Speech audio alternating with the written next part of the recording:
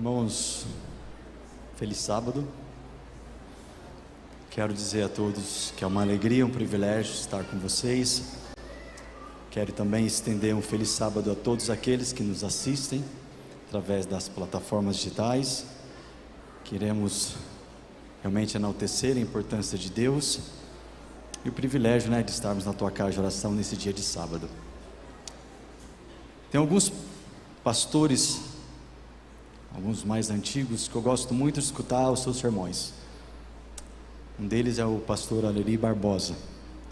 E um dos seus sermões, ele traz uma história para nós. Eu quero iniciar o sermão contando algo muito interessante.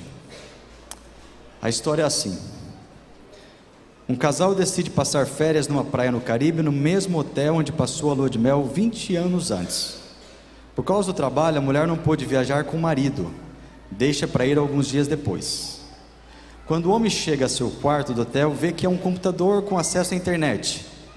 Decide então enviar um e-mail à mulher, mas erra uma letra sem perceber e o e-mail a envia a outro endereço. O e-mail é recebido por uma viúva que acabara de chegar do enterro do marido. Ao conferir seus e-mails, ela desmaia instantaneamente. O filho, ao entrar, encontra a mãe caída perto do computador e na tela tinha a seguinte mensagem: querida esposa, cheguei bem. Provavelmente você se surpreende em receber notícias minhas por e-mail, mas agora tem computador aqui e pode-se enviar mensagens às pessoas queridas. Acabo de chegar e já me certifiquei que está tudo preparado para você vir na sexta-feira. Tenho muita vontade de te ver e espero que sua viagem seja tão tranquilo como está sendo a minha. Observação: não traga muita roupa, aqui faz um calor infernal. Na verdade, nós temos que tomar muito cuidado com aquilo que a gente escreve, com aquilo que a gente manda, né? Como vocês estão? Tudo bem? Tudo tranquilo? Eu convido vocês a abrir as vossas Bíblias no livro de Lucas, capítulo 3, o Evangelho de Lucas. Vamos conversar um pouquinho sobre o precursor de Jesus, o grande João Batista. Lucas 3, versículo 1. Antes de ler a Bíblia, vamos orar. Nosso querido e bom Deus, Pai querido, te agradecemos pelas bênçãos que o Senhor nos concede. Vamos agora, Pai querido, abrir a Tua Palavra. E queremos pedir que o Teu Espírito Santo venha dirigir a nossa mente. Que o Senhor venha nos trazer compreensão e que possamos aprender mais a respeito do Teu amor. Que possamos, acima de tudo, utilizar esse amor para transmitir a Tua mensagem aos nossos queridos, aos nossos semelhantes. Que pedimos por Jesus. Amém. Evangelho de Lucas, capítulo 3, diz assim: no 15º ano do reinado de Tibério César, sendo Pôncio Pilatos governador da Judéia, Herodes, tetrarca da Galiléia, seu irmão Felipe, tetrarca da região da Itureia e Tracônites, e Lisânias, terra de Albinele, sendo sumo sacerdote, Anás e Caifás. A palavra de Deus veio a João, filho de Zacarias, no deserto. Ele percorreu toda a região nas imediações do Rio Jordão, pregando o batismo de arrependimento para a remissão dos pecados, conforme está escrito no livro das parábolas do profeta Isaías: voz do que clama no deserto, preparem o caminho do Senhor, endireitai as suas veredas. Todos os vales serão aterrados, e todos os montes e colinas serão nivelados. Os caminhos tortuosos serão retificados, e as estradas irregulares serão aplanadas. E toda a humanidade verá a salvação que vem de Deus. De acordo com a Bíblia, vários profetas tiveram uma função muito especial de anunciar a respeito da vinda do Messias. Alguns profetas como Jeremias, como Isaías, Daniel. Mas realmente quando nós lemos o Evangelho de Lucas, nós temos uma figura muito interessante no que diz respeito a João Batista.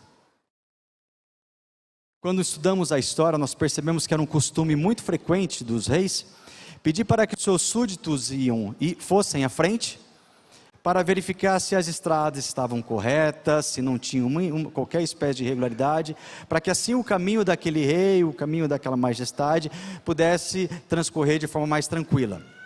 E quando nós estudamos a história de João Batista, nós percebemos que ele tem uma visão, uma função, melhor dizendo, muito especial, muito particular, que é o quê? Que é preparar a missão de Jesus Cristo. Jesus estava prestes a vir a esse mundo, e João Batista o quê? Estava anunciando, chamando a atenção das pessoas para o quê? Para essa figura importante, ou para a missão mais do que especial que Cristo Jesus traria a toda essa terra. Mas para a gente estudar um pouquinho de João Batista, é importante nós entendermos algumas características desse camarada. Na verdade, o próprio Jesus disse que entre os nascidos de mulher, João Batista foi o quê? Foi o maior. Mas quando você vê a história de João Batista, você percebe o seguinte: João Batista não abriu o Mar Vermelho, João Batista não curou, João Batista não trouxe a vista aos cegos, mas ainda assim, ele foi considerado o maior dos profetas. O que será que tem de tão interessante na vida de João Batista? Bom, nascimento. O que nós conhecemos do nascimento de João Batista? João Batista era filho de um sacerdote levita chamado Zacarias. E a própria concepção de João Batista é algo interessante. O relato bíblico diz para nós que João Batista e a sua esposa Isabel tinham uma idade já avançada, e o anjo anunciou que Isabel iria ficar grávida. João Batista naquele momento não acreditou, e o relato bíblico diz para nós que ele perdeu a voz. Perdeu a voz. E essa voz dele só retornou a partir do momento que João Batista nasceu. Interessante, né? Outro detalhe de João Batista, só para nós podermos estar entendendo. A mãe de João Batista, ela tinha um parentesco próximo com Maria, mãe de Jesus. Então, algumas pessoas, alguns estudiosos cristãos até defendem que João Batista e Jesus, eles eram primos. Mas realmente o Lucas fala que eles eram, o Evangelho de Lucas diz que eles eram parentes próximos.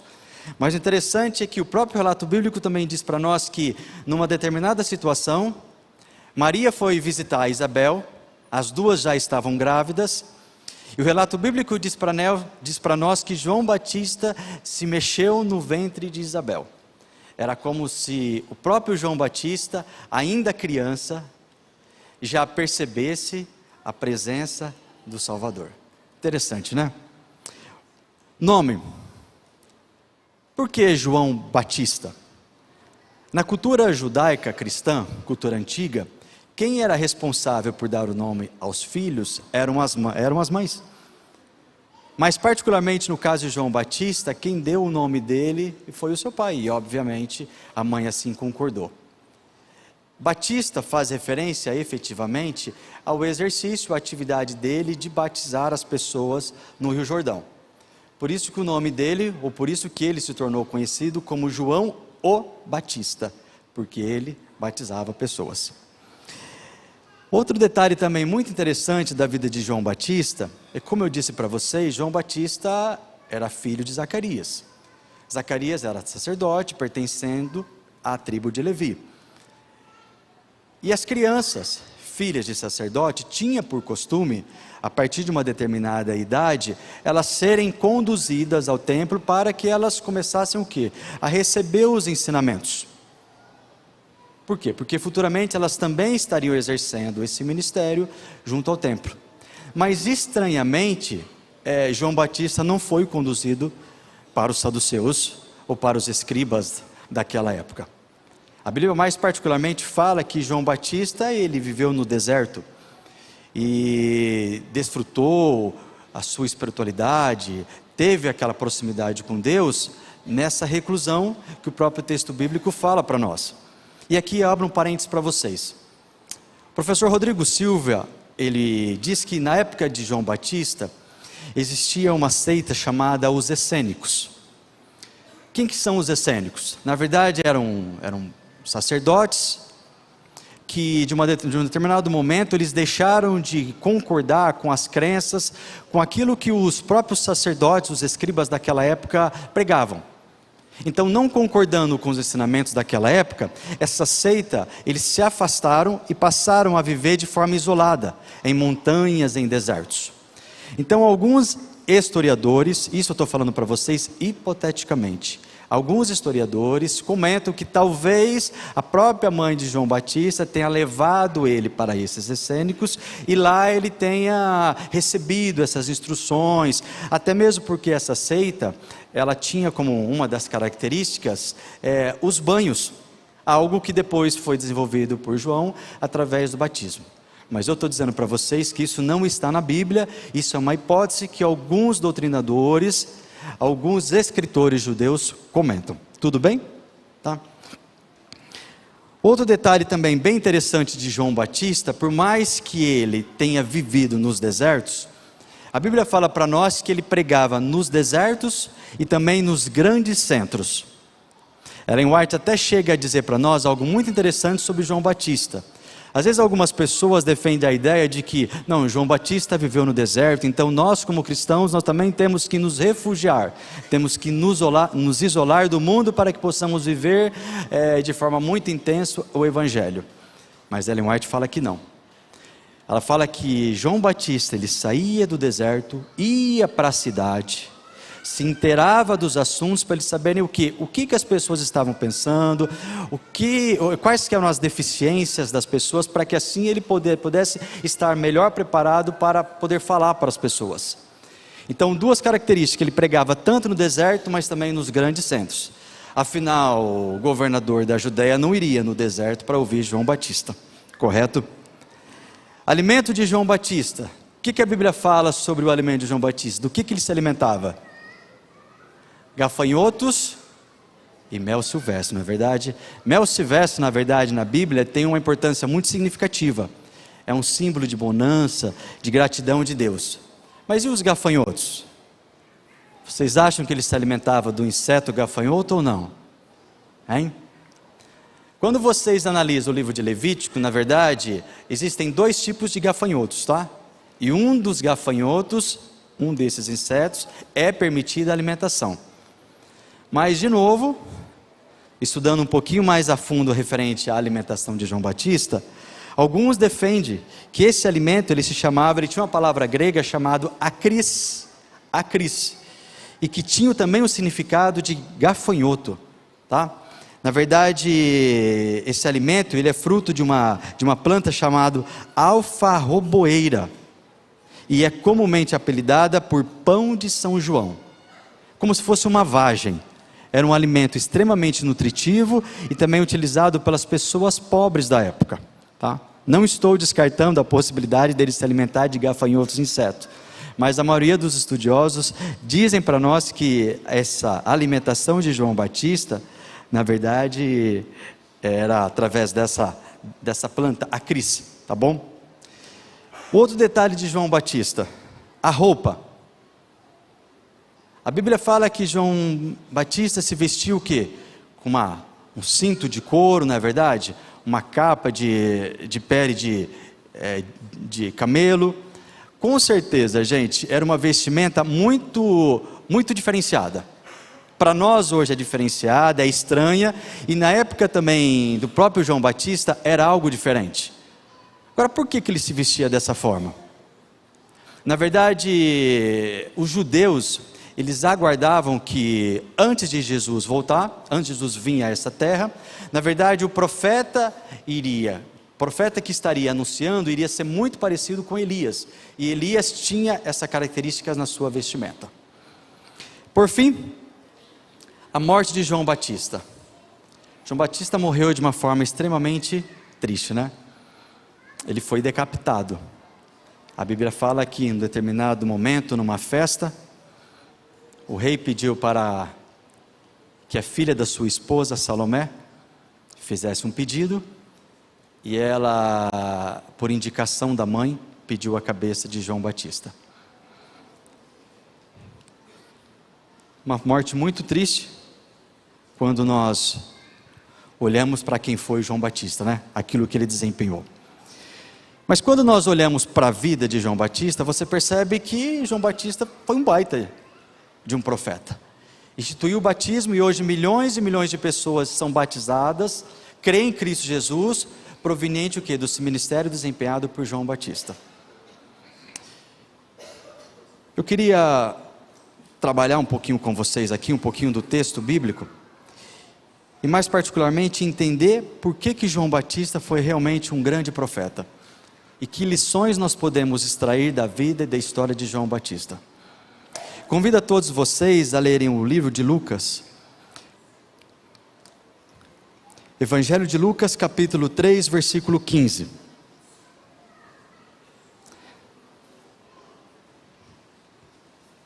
Capítulo 3, versículo 15. Estando o povo na expectativa e pensando todos em seus íntimo a respeito de João, se por acaso ele não seria o próprio Cristo. Olha o que o texto bíblico diz para nós. O povo tinha a expectativa, e se realmente o próprio João não seria quem? O Cristo. Dá uma lida no versículo 18 agora. E assim, com muitas outras exortações, João anunciava o Evangelho ao povo. Então nós percebemos, quando nós lemos esses dois títulos, que João, ele sempre desempenhava um papel extremamente importante antes da vinda do Messias. Um papel tão importante que as pessoas criaram uma expectativa de que, será que João Batista não é o próprio Messias?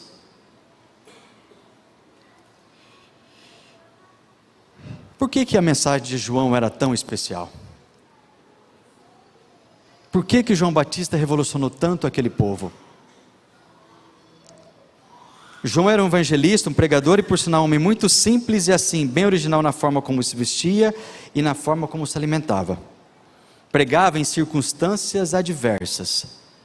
João Batista não pregava num templo, onde todas as pessoas estavam assentadas, onde tinha músicos, orquestras, sanitários. Não, ele pregava no deserto. Então uma situação extremamente adversa, mas ainda assim ele pregava e a mensagem dele era extremamente poderosa. João era um homem totalmente dependente de Deus, e isso é que fazia toda a diferença do ministério desse evangelista. Eu disse para vocês há poucos instantes, que João buscava, através do exílio do deserto, uma comunhão, uma intimidade muito próxima com Cristo Jesus. E isso preparava de forma muito especial para onde? Para a mensagem que ele tinha que preparar. Mas tem um detalhe que eu quero enaltecer nessa manhã, e é o seguinte: João apresentava a verdade como ela está escrita, na palavra de Deus. Ele denunciava o pecado. E é aqui que nós vamos começar agora a conversar nesta manhã. Imagine vocês, João Batista, quando você estuda o relato dele na história do Evangelho, você percebe que João Batista, ele era muito direto nas suas mensagens. João Batista chamava o pecado pelo seu nome. João Batista não fazia rodeios. Aquilo que era verdade ele enaltecia, e aquilo que era pecado ele condenava.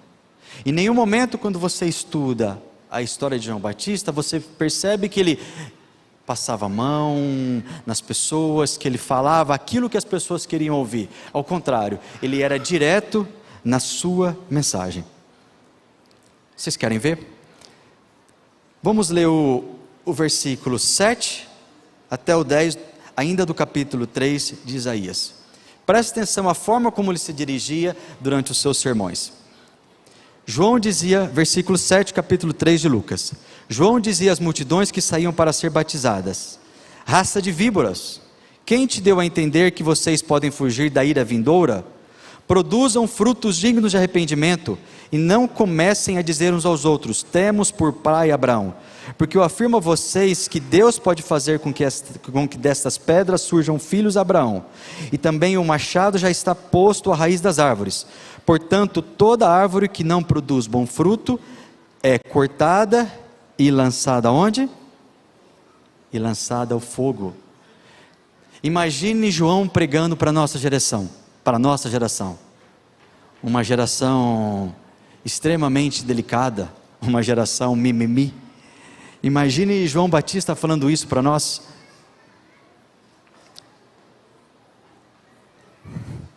Nós iríamos falar o quê? Puxa vida, esse cara não pode estar aqui. Ele é impaciente, não é verdade? Ele não diz aquilo que nós queremos. Mas o que eu quero chamar para vocês a atenção nesta manhã é justamente isso. É o teor da mensagem de João Batista. João Batista falava com coragem a respeito das verdades que estão escritas na palavra de Deus. João Batista ele dizia para aqueles que estavam ouvindo ele que quando você aceita o Evangelho, você tem que virar a chave. Não basta você aceitar Cristo como seu Salvador. João Batista ia mais além. Ele falava o seguinte: você tem que mudar a sua vida. Você tem que arrepender. Você tem que ter uma outra dinâmica de vida. Não basta você aceitar Jesus como seu Salvador. O Evangelho, ele exige a modificação da sua vida. Ele exige o quê? A mudança dos padrões, a forma como você vê as coisas. Era isso que João Batista estava falando nas suas mensagens. E quando ele diz raça de víboras, víboras são cobras venenosas. Ele estava falando diretamente para os líderes religiosos da sua época. Olha o teor da mensagem de João Batista. E hoje, gente, como é que estão as verdades? Como é que são as verdades que nós damos na palavra de Deus? Podemos entender que as verdades da palavra de Deus são absolutas? Ou entendemos que as verdades de Deus são relativas? Vivemos num mundo pós-moderno. E o mundo pós-moderno prega tudo que é o quê? Tudo é relativo. Você pode olhar a Bíblia sobre um outro prisma. Você pode olhar a Bíblia de uma outra forma. As coisas mudam, caminha.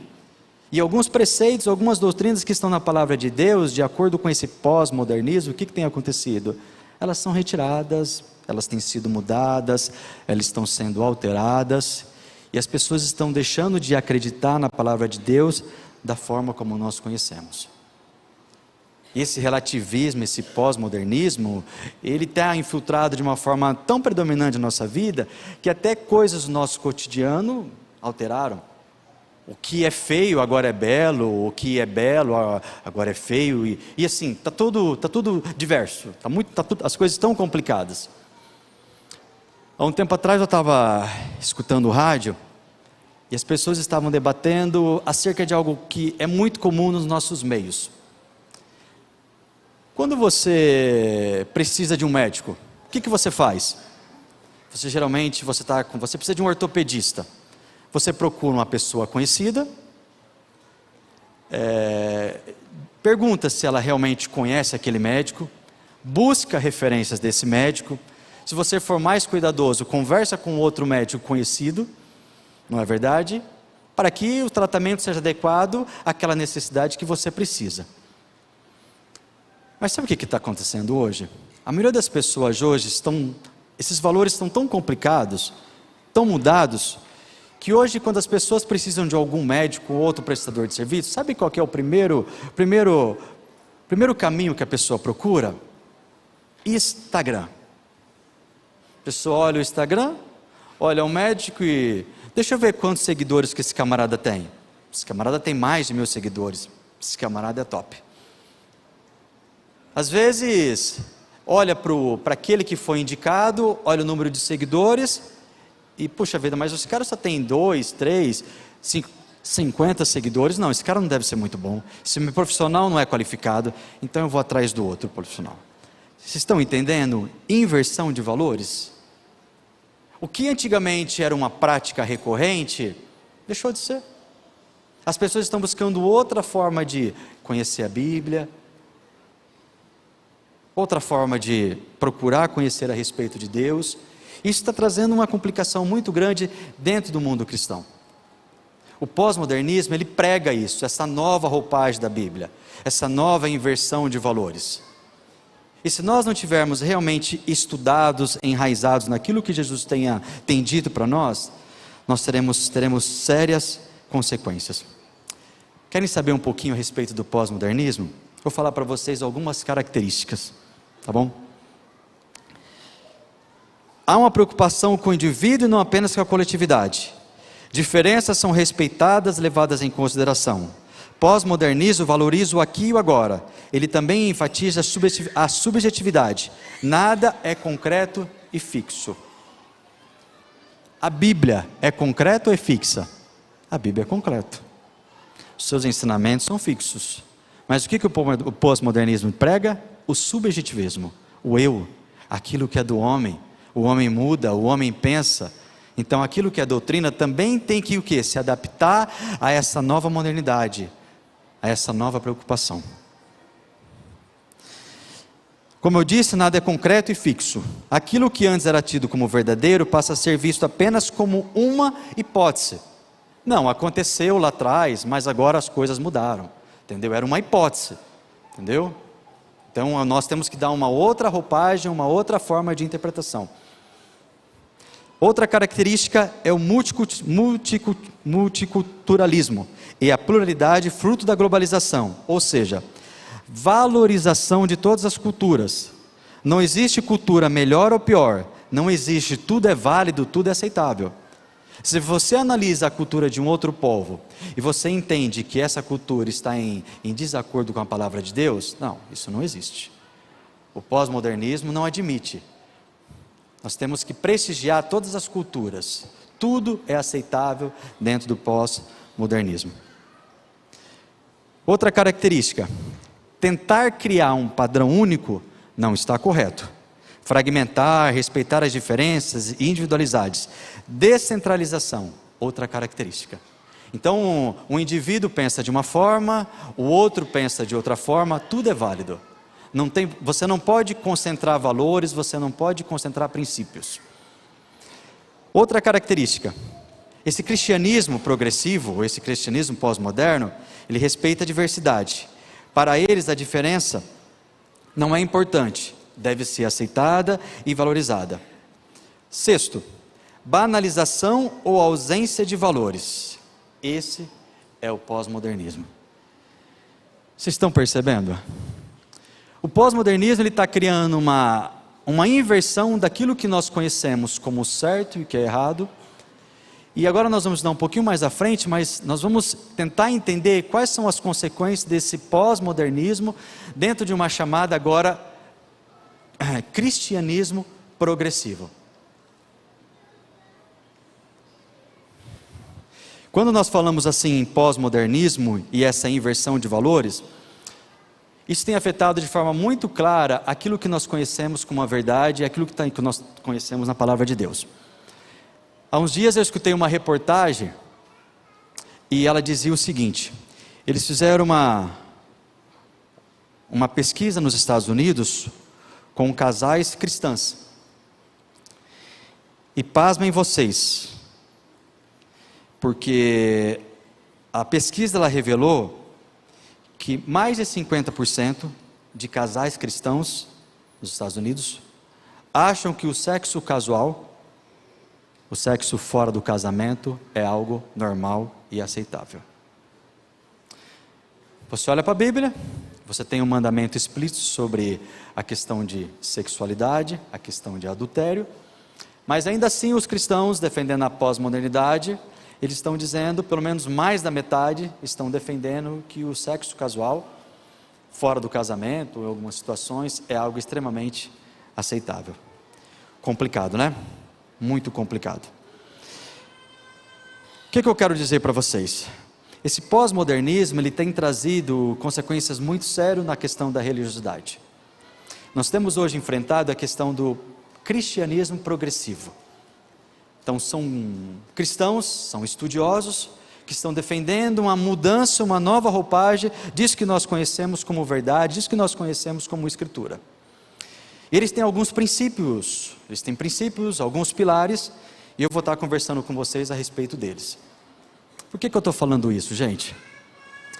Porque nós como cristãos, nós temos que entender a Bíblia, compreender a palavra de Deus, mas nós também temos que estar preparados para aquilo que está à nossa volta. Temos que ter conhecimento disso que o mundo está pregando, disso que o mundo está falando, porque isso está vindo direto a nós e principalmente aos nossos filhos. Essa nova roupagem, esse novo ensinamento, entendeu? Eu sou adulto, Eu tenho a minha cristandade formada, a minha religiosidade constituída, mas e os meus filhos?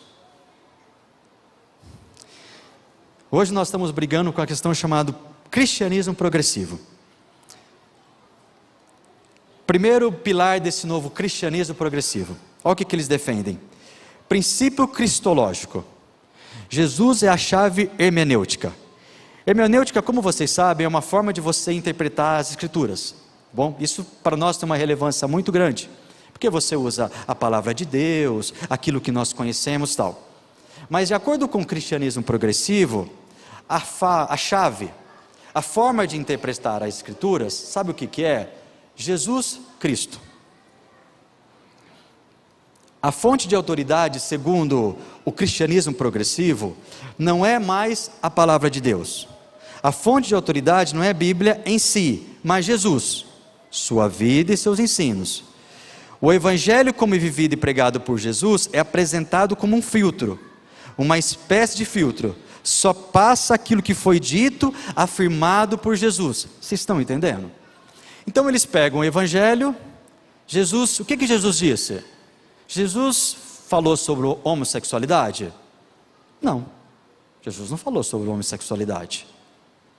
Bom, então se Jesus não tratou no seu evangelho a respeito da homossexualidade, quer dizer que a homossexualidade deve ser até agora o quê? Permitida. Jesus é o filtro, Jesus é a chave de interpretação. Princípio o nome é até meio estranho a gente falar, tá vendo? Princípio cristológico. Então Cristo é a fonte de interpretação. Alguns dizem que a Bíblia é inspirada, mas ela também é culturalmente condicionada, pois ela foi escrita por pessoas com uma mentalidade muito tacanha, que deram vazão aos seus sentimentos, muitas vezes até perversos quando escreveram a Bíblia. E então é o ensino de Jesus que é o padrão, a chave, o filtro. E isso defende esses reformadores. Como Jesus pregou amor, como ele foi compassivo, enfatiza-se o amor de Deus, o amor de uns para com os outros. É como se a religião se resumisse a amor. Rejeita-se, por exemplo, a ideia de castigo, de retribuição. Eles levam em últimas consequências apenas e tão somente o amor de Cristo. Entendeu? Não existe castigo, não existe retribuição. Princípio cristológico. Segundo, panenteísmo. O que significa isso? Deus e o universo são profunda e intimamente relacionados, e como se o mundo estivesse em Deus e Deus estivesse no mundo. E o que isso significa? Segundo o cristianismo progressivo, o mundo experimenta mudanças. Assim Deus deve se ajustar ao mundo, vou repetir, assim Deus deve se ajustar ao mundo por ele criado.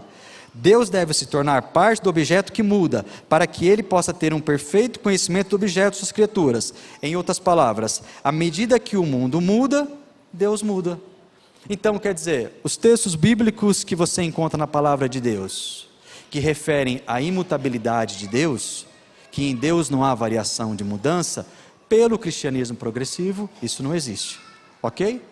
Deus é a essência, Deus está junto com o mundo. Então se o mundo muda, automaticamente Deus tem que mudar também. Deus tem que acompanhar essa evolução. Terceira característica, ou terceiro pilar. Cristãos progressistas praticamente perdem de vista a salvação futura. Se o céu está muito longe, não me interessa. O que importa é o aqui e agora.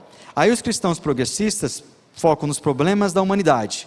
Para eles as coisas têm que ser resolvidas agora. A questão de um novo céu, uma nova terra, um lugar especial no qual Deus está preparando, isso para eles não é muito importante. O importante para o cristianismo progressivo é resolver os problemas atuais. Miséria, fome. E aí vocês vão ver um pouquinho mais à frente por que eles pensam desse jeito. Tá? Eles redefinem pecados. Eles não estão preocupados se o que eu faço ou deixo de fazer é importante. Quando você fala nesse cristianismo progressivo, o que é mais importante para eles é a prática. E mais particularmente, a forma como eu trato o meu semelhante. Vocês querem ver? Se eu sou tolerante, se eu aceito a diversidade. Então, isso para eles não é pecado. Agora, a partir do momento que eu sou intolerante, que eu não concordo com ideias divergentes, aí nesse momento eu estou o quê? Eu estou pecando. Eles não estão preocupados se o que eu faço ou deixo de fazer afeta um Deus transcendente. Eles estão preocupados com a realidade. Então, para eles, pecado se manifesta na forma como eu trato o meu próximo. Se eu sou preconceituoso, se eu não aceito, se eu sou intolerante, se eu sou pecador. Isso é uma ênfase horizontal social, vocês estão me entendendo? Eles passam agora a definir pecado no aspecto social, não no aspecto agora mais vertical. Aquilo que Jesus falou sobre o que é certo e o que é errado, dentro dessa nova ótica, perde o significado. Outro aspecto, a experiência da salvação é suprema e incondicional. Olha o que eu estou falando para vocês. A experiência da salvação é suprema e incondicional. Pela graça de Deus, nós somos salvos. Uma vez salvos, salvos para frente, para sempre. Por isso que eles defendem o quê? A graça de Deus, ela é o quê? Suprema e incondicional. Eu não preciso fazer nada. A própria graça de Deus estende a minha salvação e está tudo resolvido. Outro detalhe. A Bíblia diz que Jesus pregava o arrependimento. O evangelho do arrependimento. E que evangelho que é esse que Jesus prega? Quando a Bíblia define para nós arrependimento, automaticamente ela nos traz uma situação que de alteração de comportamento, alteração de mudança, alteração de padrão. Mas de acordo com o cristianismo progressista, eles falam que o arrependimento é apenas e tão somente a mudança da mente. Então você pensa de uma determinada forma e agora você muda o seu pensamento. Você muda a forma de você pensar, de você raciocinar, e dentro desse contexto agora, o que era pecado deixa de existir. Esse é o arrependimento.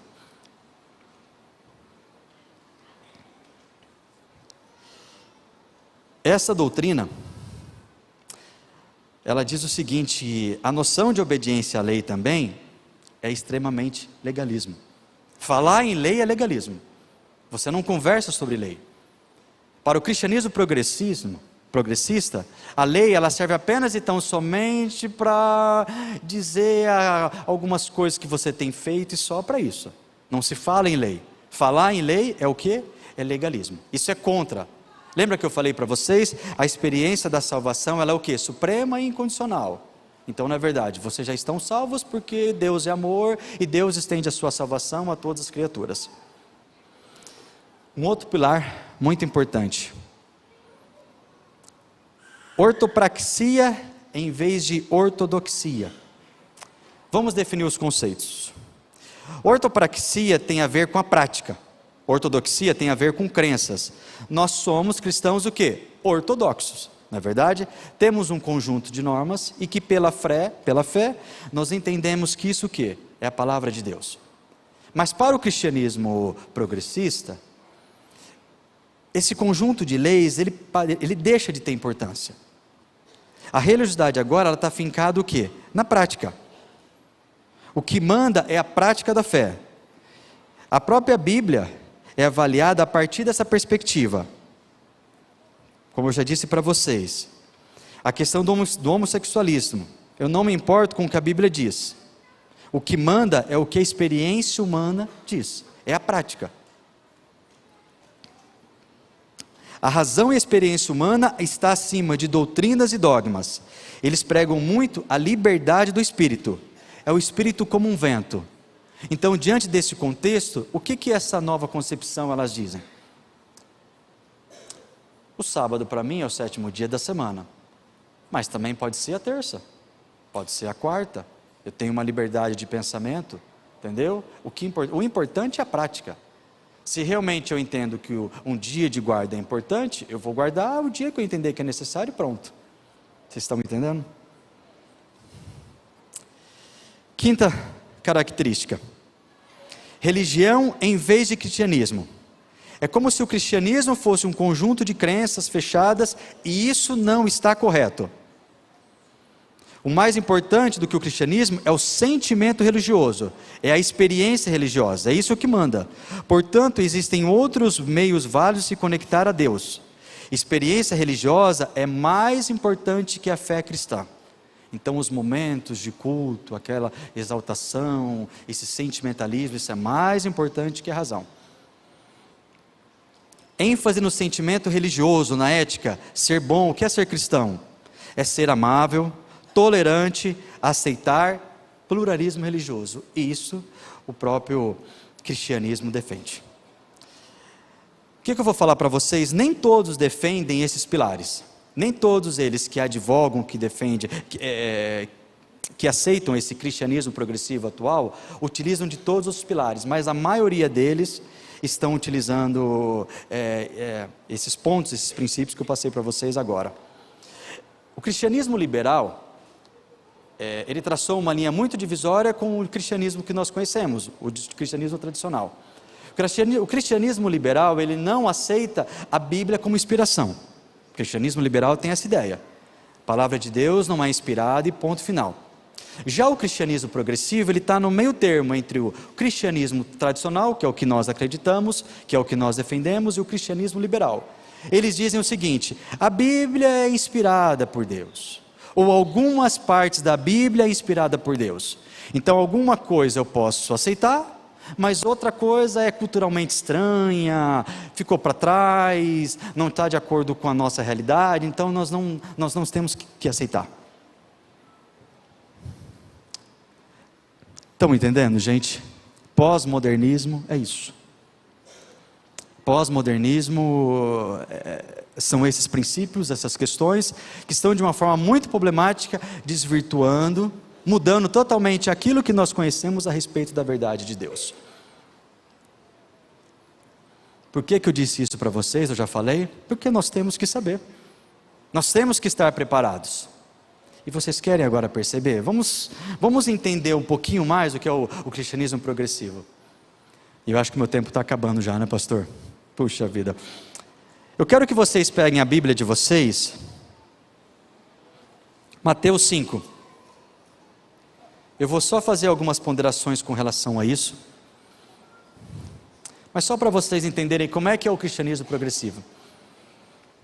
Capítulo 5 de Mateus, versículo 21. O que a Bíblia diz para nós? Isso eles utilizam, tá bom? Quando você estuda a respeito desse cristianismo progressivo, eles utilizam esses versículos aqui. Ouviste que foi dito aos antigos: não matarás, e quem matar estará sujeito a julgamento, eu porém vos digo. O que Jesus está fazendo aqui? Jesus está corrigindo as escrituras, dizem eles. Versículo 27. Ouviste que foi dito: não adulterarás, eu porém vos digo. Jesus está aqui trazendo um novo padrão. Jesus é o filtro, Jesus é a chave.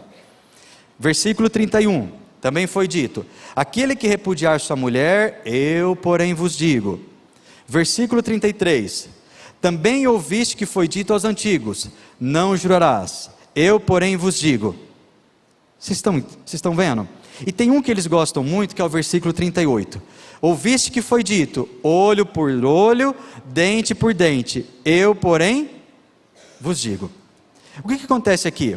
Eles dizem, quando você lê esses versículos, que Jesus está corrigindo, Jesus está alterando, Jesus está trazendo uma outra roupagem. Mas eles se esquecem de ler os versículos precedentes. E daí eu chamo vocês para que nós leiamos os versículos 17 do capítulo 5 de Mateus. O que ele nos diz? Capítulo 5 de Mateus,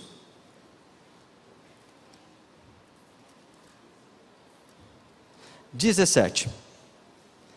Nós estudamos agora há pouco alguns versículos utilizados pelo cristianismo progressista para dizer que realmente Jesus alterou, Jesus corrigiu parte das escrituras. Mas o que diz o versículo 17? Não pense que vim revogar a lei ou os profetas. A lei e os profetas era como os judeus faziam referência ao Velho Testamento. Não vim para revogar, vim para cumprir. Porque em verdade vos digo, até que o céu e a terra passem, nem um tio ou um jota jamais passará da lei, até que tudo se cumpra. Jesus veio cumprir, Jesus veio fazer a lei. Continuando. Aquele, pois, que violar um destes mandamentos, posto que dos menores, e assim ensinar aos homens, será considerado mínimo no reino dos céus. Aquele, porém, que os observar e ensinar, esse será considerado grande no reino dos céus. Então quer dizer, eles utilizam os versículos que nós já lemos, aquelas declarações, aquelas referências, mas eles esquecem de ler o que? O contexto de todo o texto bíblico. Agora fala uma coisa para mim. Vocês acham que Jesus está corrigindo? Vocês acham que Jesus está alterando alguma coisa da Bíblia? Quando Jesus queria falar alguma coisa referente à Bíblia em si, que expressão que ele usava? Quando ele estava no deserto e ele foi tentado, qual que é a expressão que Jesus usava? Está escrito. E em outras oportunidades ele fala o seguinte: não tendes lido? Então você vê, quando Jesus se refere às Escrituras, ele usa duas frases: está escrito ou não tendes lido. E agora esses versículos que nós acabamos de escutar, ele fala, qual que é? Eu porém vos digo. Não é Jesus. Jesus não está falando a respeito da palavra de Deus, ou mais particularmente do Antigo Testamento. Jesus está traçando um ataque muito sério a quem? Aos escribas e fariseus da época. Repito, Jesus não está reformulando, Jesus não está alterando, Jesus não está corrigindo. Jesus está aqui apenas e tão somente, através dos versículos 27, 33, trazendo o quê? Ou melhor, fazendo uma correção àquilo que os próprios escribas e fariseus da época. Quem que ensinava a palavra de Deus para o povo naquela época? Quem que era? Eram os escribas, eram os fariseus. Então Jesus está explicando, aquilo que eles estão dizendo está errado, está contrário à palavra de Deus. Vocês querem ver? Versículo 33, fala o seguinte: aquele que repudiar a sua mulher, dá-lhe carta de divórcio. O que é repudiar? Aquele que abandonar a sua mulher. Em qual circunstância o Novo Testamento dizia que você poderia abandonar a sua mulher? No caso de relações ilícitas, no caso de relações sexuais ilícitas. Era isso que o Velho Testamento dizia e ensinava. Mas o que os sacerdotes e os escribas e os fariseus defendiam? Não. Você pode repudiar a sua mulher em qualquer circunstância, desde que você dê a eles o quê? Uma carta de divórcio, uma certidão de divórcio. Vocês estão dizendo, é contra o próprio Velho Testamento. Outro exemplo, versículo 43. Ouviste o que foi dito, amarás ao teu próximo e odiarás o teu inimigo. No Velho Testamento, tem algum texto, algum versículo, alguma observação dizendo que nós temos que odiar aos nossos inimigos? Claro que não. Quem propalava, quem divulgava o ódio, eram os líderes religiosos, principalmente no contexto de opressão romana. Em nenhum momento o Velho Testamento falava isso. Outro exemplo, versículo 38. Ouviste que foi dito olho por olho, dente por dente. O que era isso daqui? Era a lei de Talião, não é verdade? A lei de Talião, o castigo ele era equivalente ao crime. Então se você fazia, ou de alguma atuação sua, você fazia com que o seu irmão perdesse a mão, automaticamente você, como forma de castigo, você tinha que perder a mão. Mas quem que julgava? Quem que analisava as questões? Quem que penalizava? Era quem? Eram os anciãos, eram os sacerdotes. Então em nenhum momento você percebe que Jesus está alterando, está corrigindo as Escrituras. Jesus está apenas e tão somente atacando de forma muito direta o ensino de quem? O ensino dos escribas e fariseus. Vocês querem ver? Leia a Bíblia para vocês, abre a Bíblia de vocês, ainda no capítulo 5, versículo 19. O que fala a palavra de Deus no versículo 19? Aquele, pois, que desrespeitar um desses mandamentos, ainda que dos menores, e ensinar os outros a fazer o mesmo, será considerado o quê? Mínimo no reino dos céus. Essa é a tônica, esse é o ensinamento de Jesus. Eu não sei se vocês se recordam, mas Jesus numa determinada situação, isso nós encontramos lá no livro de Lucas, capítulo 16, versículo 27, e tem uma parábola, um conto que Jesus retrata, e que era justamente também para questionar a atuação, a forma como os líderes religiosos daquela época se comportavam. E aí você tem a parábola, né, do rico e do mendigo. Isso é um ponto, gente, tá bom? Isso não é algo que aconteceu, isso é uma parábola. Jesus está usando, mas ele tem um ensinamento muito precioso para nós, e todos vocês sabem. Existia o rico, existia o mendigo que é chamado Lázaro, e os dois morrem, e Lázaro mendigo vai ao seio de Abraão, e o rico, infelizmente, vai para o inferno. E daí o rico vê Lázaro no seio de Abraão, e daí ele faz um pedido. Não é verdade? E aqui está no versículo 27, que fala para nós o seguinte: então o rico disse: pai, eu peço que mande Lázaro à minha casa paterna, porque eu tenho 5 irmãos, para que lhes dê testemunho, a fim de que não venham também para este lugar de tormenta. Olha o que o rico está pedindo. Pede para Lázaro, pede para ele ir lá, pedir para os meus irmãos, para que eles talvez vejam a minha situação, o que eu fiz, o que eu deixei de fazer, e quem sabe eles se sensibilizam, e ao invés de vir para o inferno, eles vão para o céu. 29. Abraão respondeu: eles têm Moisés e os profetas. Mas ele insistiu: não, pai Abraão, se alguém dentre os mortos for até eles, eles irão se arrepender. 31. Abraão, porém, lhe respondeu: se não ouvem quem? Se não ouvem Moisés e os profetas, também não se deixarão convencer, mesmo que ressuscitem alguém dentre os mortos. Olha a lição que Jesus aqui está dizendo. Se eles não ouvem a lei e os profetas, nenhuma pessoa que ressuscitar, eles vão dar ouvidos. Então o ataque direto de Jesus a toda essa situação que eu estou falando para vocês é contra os escribas e fariseus. Tem muita coisa para a gente conversar sobre o cristianismo progressivo. Tem muitas ideias desse pessoal equivocada. Eu dei só um exemplo para vocês tentarem se situar e vocês entenderem um pouquinho do contexto onde nós vivemos, entendeu? Eu disse para vocês há pouco que eles fizeram uma entrevista nos Estados Unidos com relação à sexualidade, mas vocês podem até estar imaginando: mas isso acontece fora das igrejas, isso acontece com outro povo, os adventistas são diferentes, nós temos uma verdade, nós temos o espírito de profecia.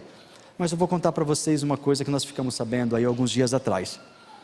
Em uma das igrejas da Alemanha, um dos pastores anunciou para a membresia que ele era bissexual. Qual que é o procedimento correto? O pastor se desliga, deixa a denominação e procura o caminho, aquilo que ele entender que é correto. Mas a particularidade disso tudo é que a igreja daquela localidade ratificou essa situação.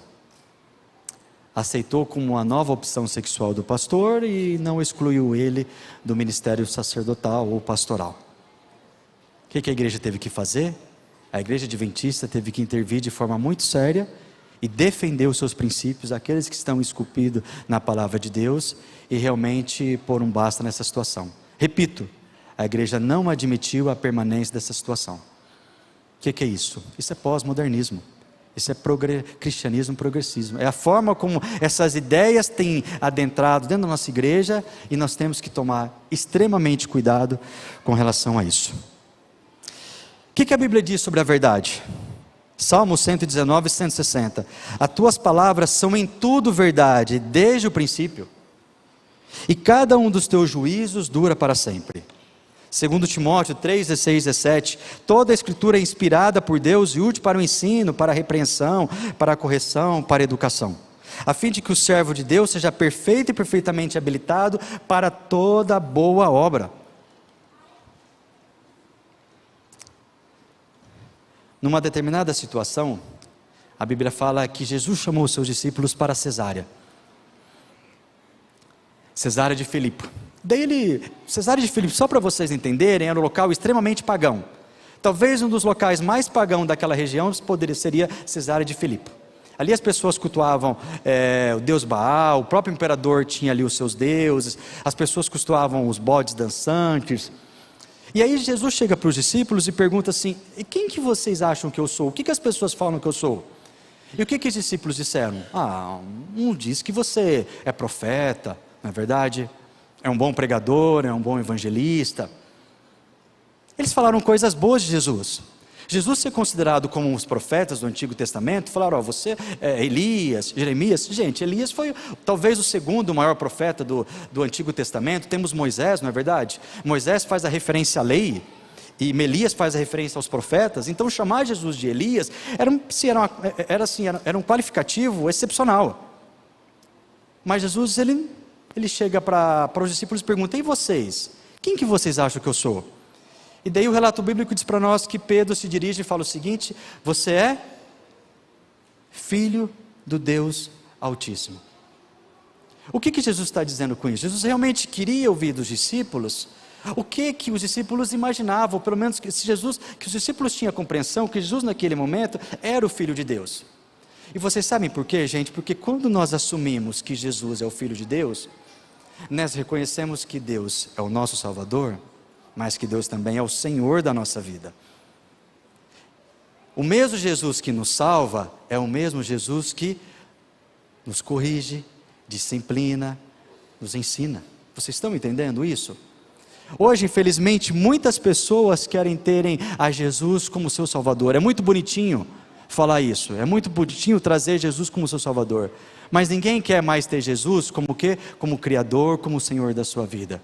E era isso que João Batista pregava.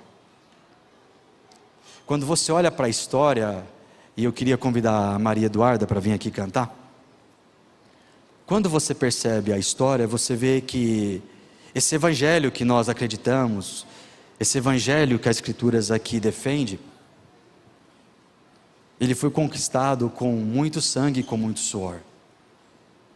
Quando você estuda a vida dos grandes reformadores, entre eles João Hus, Jerônimo, Ellen White ele diz para nós que essas pessoas elas iam para a fogueira cantando, e eles iam mais felizes, como se eles fossem para uma festa de casamento. Vocês já pararam para pensar isso? Quer dizer, eles assimilavam essas verdades que a palavra de Deus tem, as palavras de Deus nos ensinam, e seguia isso como padrão da sua vida.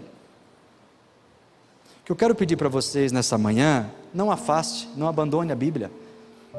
Vocês podem se deparar aí com inúmeras informações, conceitos antiquados, coisas que estão contrárias aqui a essa palavra de Deus, mas a verdade de Deus é absoluta. E o fim de todas essas pessoas é apenas e tão somente que a destruição. Mas para aqueles que perseverarem até o fim, a Bíblia fala, ser fiel até o fim, eu darei para você o quê? A coroa dos céus. Maria vai cantar uma música agora sobre promessas.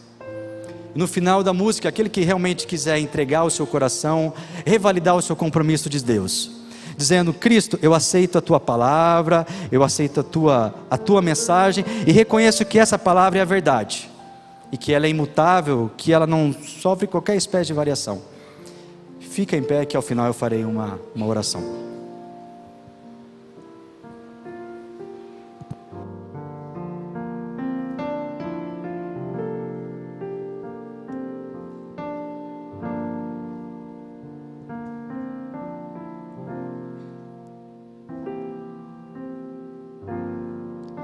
Sei que os teus olhos, sempre atentos, permanecem em mim.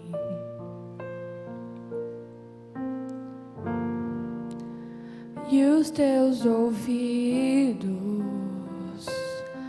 estão sensíveis para ouvir meu clamor. Posso até chorar, mas a alegria vem de manhã. És Deus de perto e não de longe, nunca mudastes, tu és fiel.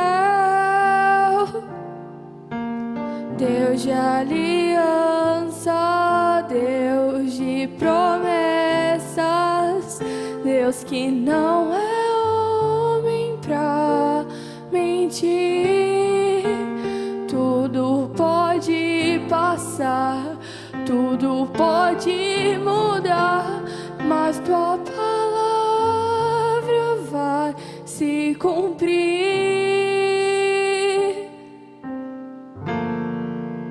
Sei que os teus olhos,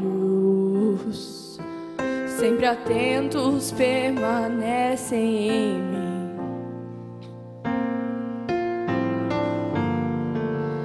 E os teus ouvidos estão sensíveis para ouvir meu clamor. Posso até chorar, mas a alegria vem de manhã. És Deus de perto e não de longe, nunca mudastes, tu és fiel. Deus de aliança, Deus de promessas, Deus que não é homem pra mentir. Tudo pode passar, tudo pode mudar, mas tua palavra vai se cumprir. Posso enfrentar o que for, eu sei quem luta por mim. Seus planos não podem ser frustrados. Minha esperança está nas mãos de um grande eu sou. Meus olhos vão ver o impossível acontecer. Deus de aliança, Deus de promessas, Deus que não é homem pra mentir. Tudo pode passar, tudo pode mudar, mas tua palavra vai se cumprir.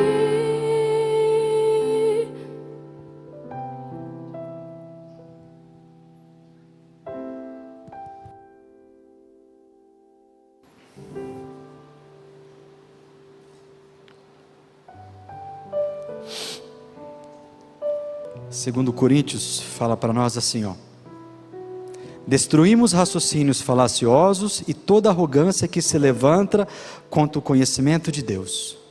Amém?